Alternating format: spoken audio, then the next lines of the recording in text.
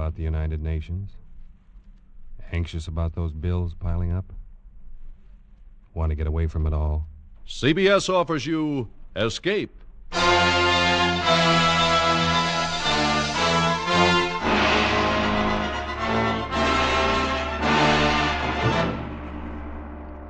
You are the victim of a native witch doctor, pursued from the west coast of Africa to the west end of London by the grinning face of a dead man.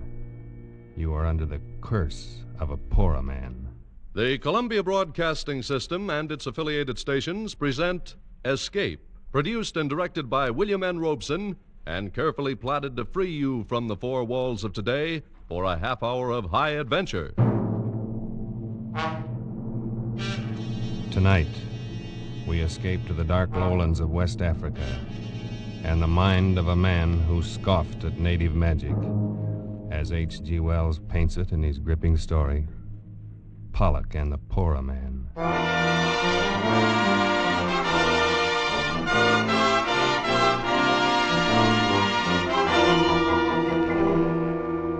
I had spent considerable time in Africa, but I have given little credence to the many superstitions of the natives there. Voodoo curses, weird incantations of witch doctors, and the like had always seemed a pretty silly business to me. But that was before the affair of Pollock and the Porrah Man. Even then, while the thing was happening, I took little notice.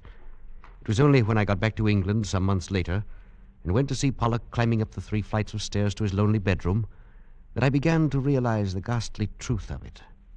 One look at him was enough. I had never before seen a man so unnaturally wasted, so prematurely aged and broken, so eerily mad as this man lying on the bed and looking up at me with haggard eyes.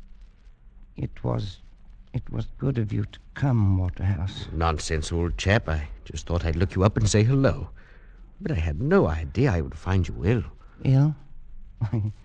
Yes, I suppose I am ill.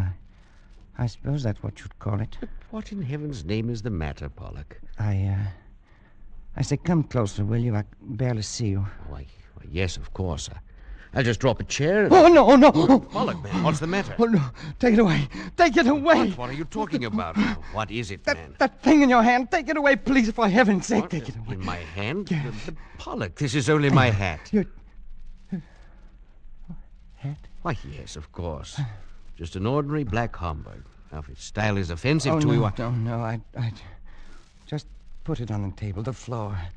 Somewhere where I can't see it, please. Well, of course, old man. Yes, I suppose you think I'm mad. Now, don't be. I know you do. Everybody does. Because I'm used to it now. And the worst of it is, perhaps I am. I say, Pollock. Only I don't think so. Because I do see it. I don't care if no one else does. I can see it. See what? The head. That hideous face following me everywhere, grinning at me. And always upside down. Pollock, what are you talking about? You don't believe me either. Well, look at my wrist. It's broken. The bandage is still on it. That's real enough, isn't it? Well, yes, of course. Broken, you say? Yes. It did that. And my other accident, when I first got back to England, they said I walked in front of a bus, but I know better. It did that, too. A head? Exactly. You wouldn't expect to see a man's head come rolling down the middle of a busy street in London, now, would you? Now, Pollock, you'd better lie back, rest a bit. I'll call a doctor. Oh, you too. And I thought you might understand. After all, you were with me when it started. It was you who first warned me, who sent me home. You don't mean that business with the Porrah man? Oh, yes. Yes, of course. You remember how it started? We were camped at that little village on the lagoon behind the Turner Peninsula. It was swampy and hot, and I was bored to tears. Maybe that's why I did it. But anyway, when I got back, you were furious with me. No, you're a fool, Pollock. You've got to take it back immediately, do you hear? Oh, what possible difference could it make, Waterhouse?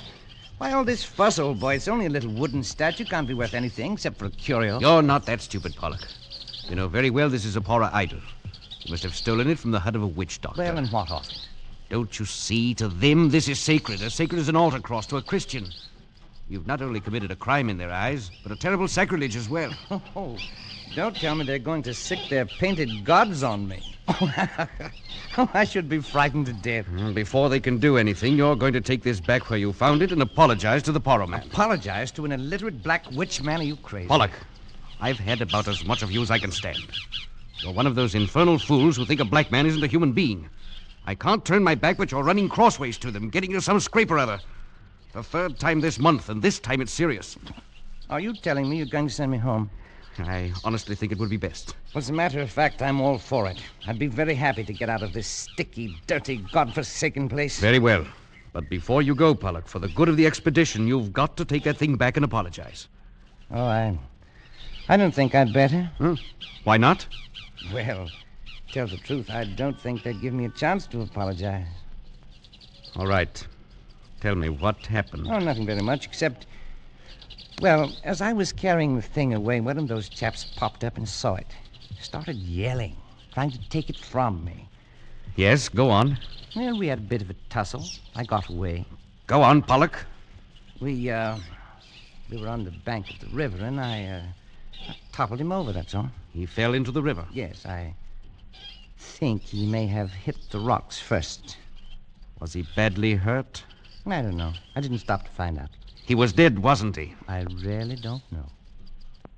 Oh, you fool. Oh, it was an accident. I had no An intention. accident, a lot they care. It was bad enough with the idol, but you've probably killed a man. We're in for it now. Well, there's nothing to be frightened about. Nothing. In the first place, I should think even your conscience would suffer a little. The second, you don't seem to understand about this Porrah business. It rules the country. It's the law, religion, medicine, everything. And these Porrah are the most vindictive men on earth. The one whose idol you stole and whose follower you killed will be duty-bound to do something about it.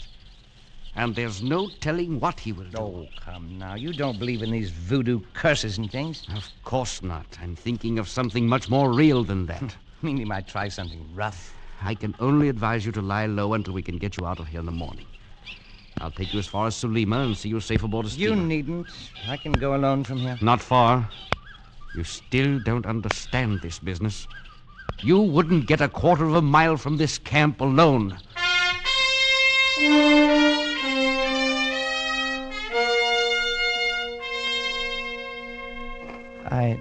I still thought you were making a mountain out of a molehill, Waterhouse. But I must admit, I didn't sleep much that night. I lay there on the mat in my hut and listened to the sounds of the village. And then later to the noises of the night-wakening jungle. Sometime after midnight, I must have dozed off because I awoke with a start. For a moment, I was confused, but I sensed something wrong. And then, framed against the moonlight square of the door, I saw a hand upraised, and in it, a knife. Stop it! Stop or I'll shoot! Stop, you devil, you! Pollock, what is it? What happened? I missed the beggar, Waterhouse. I missed him. Who missed who? What happened? The Porrah man. Waterhouse, he was in my hut. He had a knife. He tried to kill me. Now, wait a minute. Wait till I find a light. There. You all right, man? Oh, I'm all right. I just saw it in time. I rolled aside and... Look. Eh? In my bed. The knife. Oh, that was a narrow one. Well, perhaps now you understand the seriousness of this. Waterhouse, I saw his face. He stopped just at the door for a second. He was crouched down and he looked back at me from under his arm. His face was etched clearly in the moonlight. It was upside down. I'll never forget it. I'll get you a drink. Listen, Waterhouse, listen. He glared back at me with his painted face upside down and streaked with those hideous scars they cut in their cheeks. See that in my dreams. Steady on, old man. Here you are. Drink this. Well, Waterhouse. The idol's gone. I've just noticed the idol's gone. He took it. It's gone. Yes. Well, then it's all over. He got what he wants. He won't bother me again, will he? I'm afraid there's more to it than that. But he's got the blasted idol back, and he won't try it again. Oh, will he? I've just noticed something too, Pollock. There's something here on the floor. One of your shots clipped off the tip of his little finger. It's too bad you aren't a better shot. Why? Why'd you say that? Because I'm afraid we haven't seen the last of this business yet.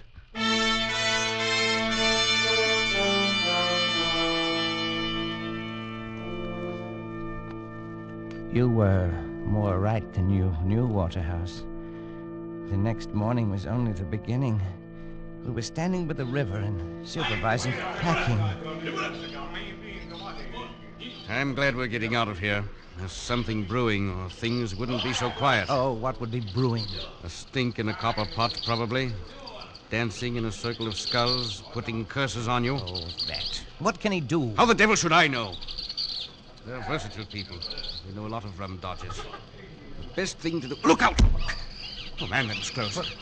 What was it? One of their beastly poisoned arrows in the tree behind you. Missed your head by inches. No. It came from over there in the bush. Well, let's do something. Let's chase him something. No use now. Never find him in there. Best thing for us to do is to get out of here quick.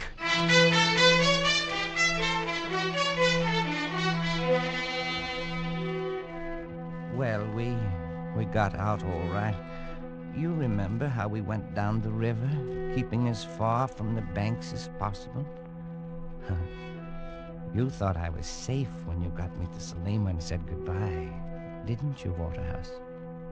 So did I. You said goodbye and went back to the interior. Nothing happened for 2 days, and I was beginning to feel that the whole thing was just a nasty dream. And then as I was walking in the compound, I was hit in the arm with a slug. It was a long shot. The bullet was spent. I only got a flesh wound. But I knew he was there. And I decided to confide in Porrah, the little Portuguese who had rented me a hut in his compound. He took it seriously. It is a personal question, you know. It's revenge, see? And he must hurry because you will leave the country. Yes, I'll be on the boat to Freetown in 3 more days. Then I'll be rid of him forever. Perhaps. Then there's this magic. Of course, I don't believe in it. Superstition. But still, it's not nice to think that wherever you are, there's a black man spends a moonlight night, sometimes dancing around a fire to send you bad dreams. You have any bad dreams? Well, there. Keep seeing the beggar's head upside down, grinning at me, showing all his teeth the way he did in the hut. Now, it's nothing to be afraid of. It's not pleasant either. Then they say Porrah men send snakes. You seen any snakes lately? Well, only one.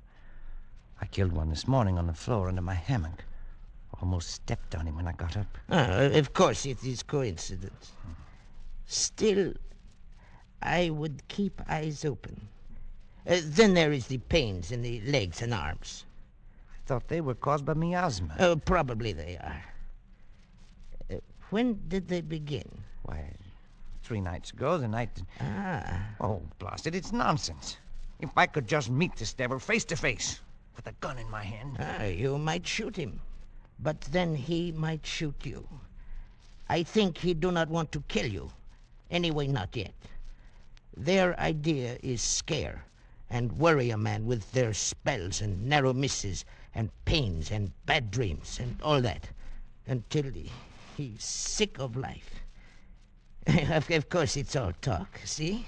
You must not worry about it. No, of course not. But I wonder what he'll be up to next. Perhaps it is I who shall be up to something. What do you mean? Never mind. But I'm not one to just sit and take this.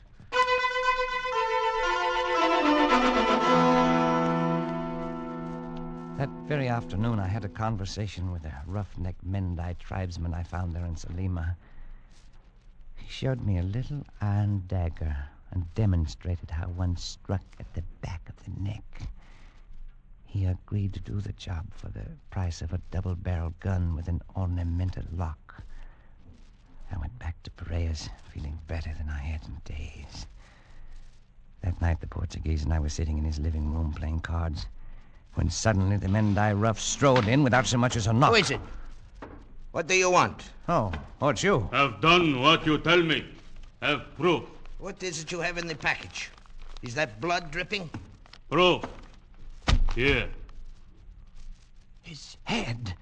Oh, no, no, no. This man you want. Now I get gone. You didn't have to bring this. I didn't ask for such proof. You mean, Senor Pollock, you got him killed? You did not kill him yourself? Why should I?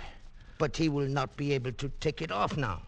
What do you mean, take it off? Look at the cards. They are all spoiled with this blood. What do you mean, take what off? You must send me a new pack from Freetown. You can't buy them there. Take what off? It is only a superstition. I forgot. The natives say if the witch... he was a witch. But it is all rubbish. Go on.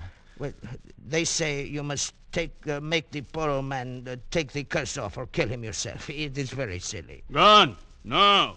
Yes. I'll make it 2 guns if you'll take that beastly thing away. No. 1 gun. No. All right. Porrah, that gun you have for sale, give it to him. I have the money right here. Yes. Over here. Now, take it and go. Thanks. It is funny how the head sits upside down. Just the way I saw him that night. Just the way I see him in my dreams. Like it was weighted that way. You will take him with you when you go. Maybe take him now. My cards are all spoiled. There is a man sells them in Freetown. You should have killed him yourself. Stop it!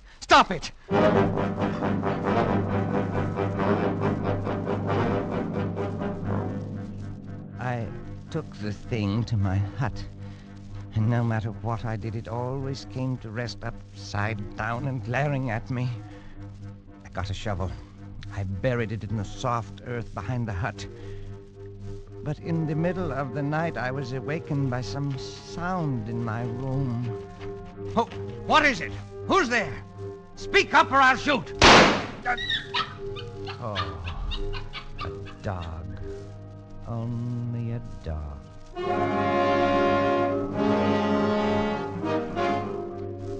Yes, it's only a dog.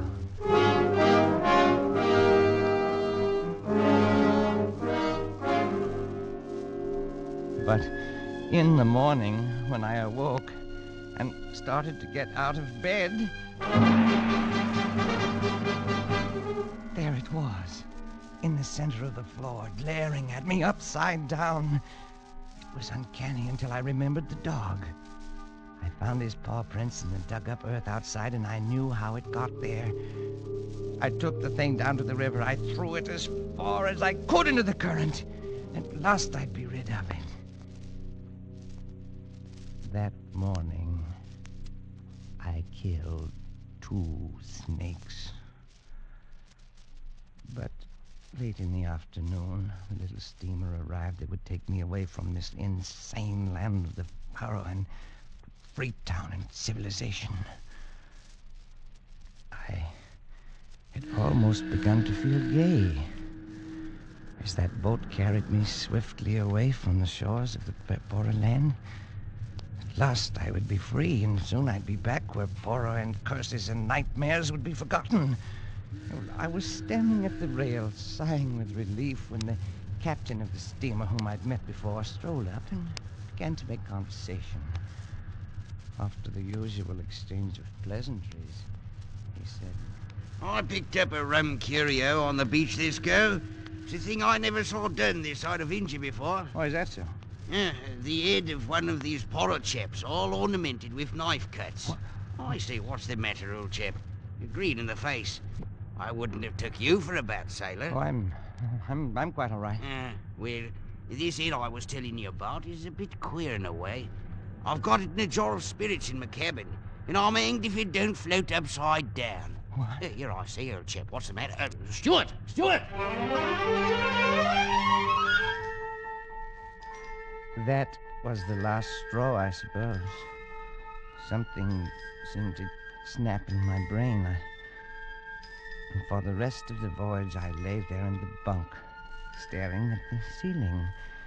And I had the strange sensation that the boat was made of glass, transparent, and that I could see up through the ceiling into the captain's cabin, see the Porrah man's face floating in a jar of alcohol upside down, grinning at me. I suppose the actual head is still in the captain's cabin in Freetown, but it didn't matter. The Porrah man's work had been done by then, because now I carried it with me everywhere, in my brain. I saw it everywhere, anywhere. Any object that was round like a hat or a pillar or a vase suddenly developed features when I looked at it. Ugly, scarred features with a grinning, mocking mouth. Features turned upside down. When I docked in London, I went straight to my banker's office in Cornhill. And the security is all in order, Mr. Pollock.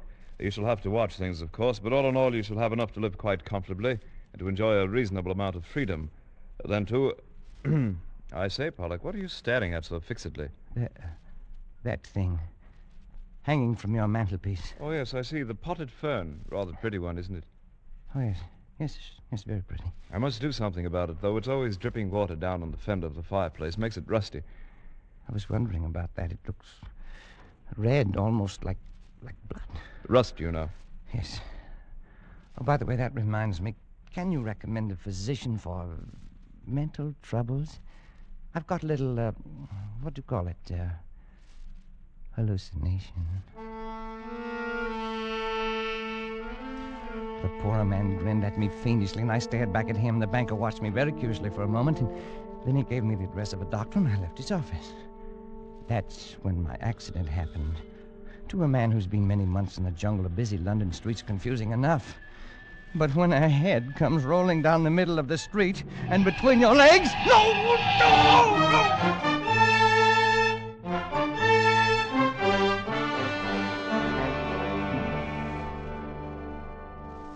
I was in the hospital for weeks.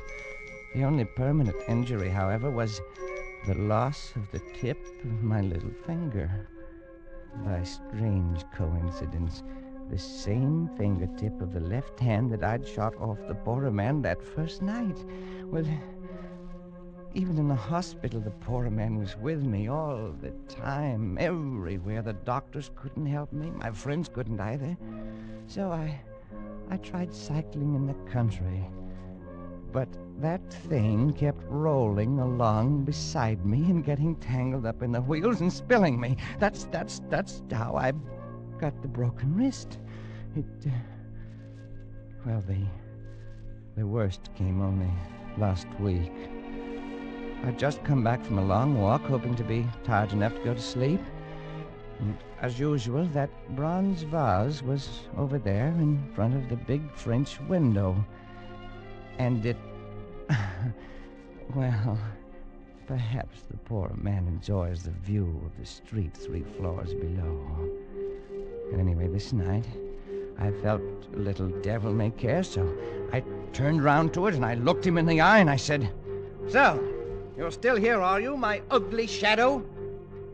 Yes, Pollock, I'm still here. What did you say? I said I'm still here. And I always will be.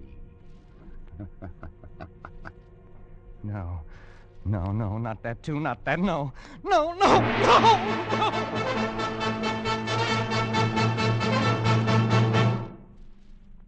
So, now you understand, Waterhouse? I not only see the Porrah man, I hear him, too. Pollock, old chap, this is frightful. Oh, it is rather, isn't it? I mean, you are ill, man, very ill. Now, surely there's something someone can do, some doctor. What can any doctor do? Can he take off the Porrah man's curse? Now, Pollock, that's nonsense. And you know it. Oh, is it? Of course, man. It's all in your mind. All, what do they call it? Suggestion. The power of suggestion is strong. You're impressionable. You've let these stories prey on your mind. You've got to snap out of it. Oh, I should have killed him myself. Pollock. I'd do it, too, with my bare hands, if only I had the chance. Man, you're talking rot. Look at him there. Look at him grinning at me. Pollock, that's only a bronze vase. Always grinning at me, more and more fiendishly every day. Stop it, you devil, stop it, you hear? Pollock, calm Stop yourself. Lie back. Rest. It. Rest, yes. Yes. That's what I need. Well, if I'd only known, I'd never have left you there in Sulima alone. All this might have been prevented. Might it? Listen, Waterhouse. When you came in, I was just lying here thinking. I see him. I hear him. My sense of sight and of hearing is affected. And someday, my sense of touch will go, too. When it does, I know that will be the end. I'll be finished. And the Porrah man will finally have his revenge. Won't he? Pollock, old man. When you came in, I was lying here, trying to get up the nerve to walk over there and make the test. And I'm going to do it. No, I won't let you. You can't stop me, Waterhouse. Don't you see? I've got to. I can't go on like this. I've got to know. Have it over with. No, Pollock. It's beyond anything you can do. Stand aside. But stand aside, please.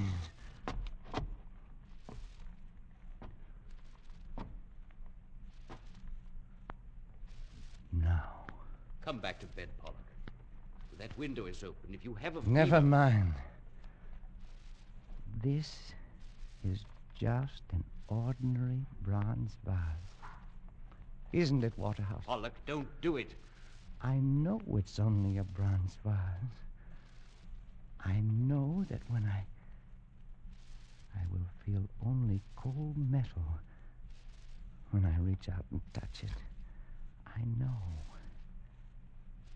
Like this. Oh, no! Pollock, look out! That window! You're backing into that window! Pollock!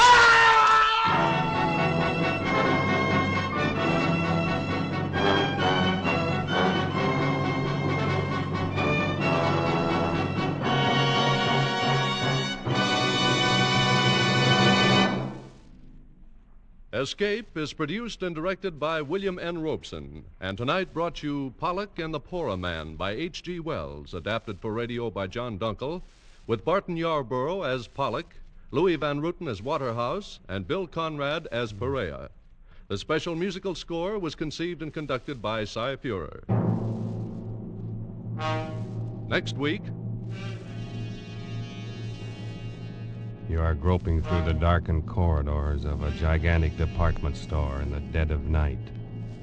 And suddenly you realize you're not alone. That 100 eyes are glaring at you from the shadows. 100 hands reaching for your throat.